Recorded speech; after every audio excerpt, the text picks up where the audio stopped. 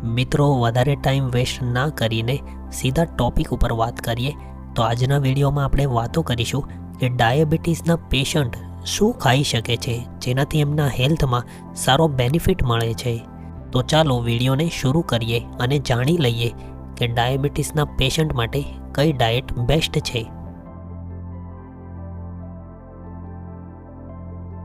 તો મિત્રો વાત કરીએ તો ડાયાબિટીસના મરીઝો જો ઓટમીલ, બ્રાઉન રાઈસ, કિનોઆનું સેવન કરે તો તેમના હેલ્થ માટે બેનિફિટ મળે છે।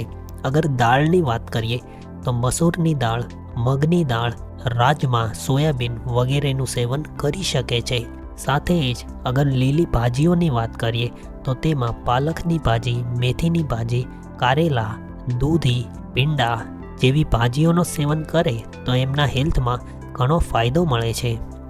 અગર ફ્રૂટ્સની વાત કરીએ તો એમાં સફરજન, સંતરા, દ્રાક્ષ, કલિંગર તેમજ સિઝનલ ફ્રેશ ફ્રૂટ્સનું સેવન કરી શકે છે। જો તમે નોન વેજીટેરિયન છો તો તમે લીન મીટ, ચિકન બ્રેસ્ટ, ટૂના કે સેલ્મન ફિશનું સેવન કરી શકો છો। સાથે જ વેજીટેરિયન લોકો ડેરી પ્રોડક્ટ્સનો ઉપયોગ કરી શકે છે જેમાં low fat milk, paneer, cottage cheese, દહીંનું સેવન કરી શકે છે।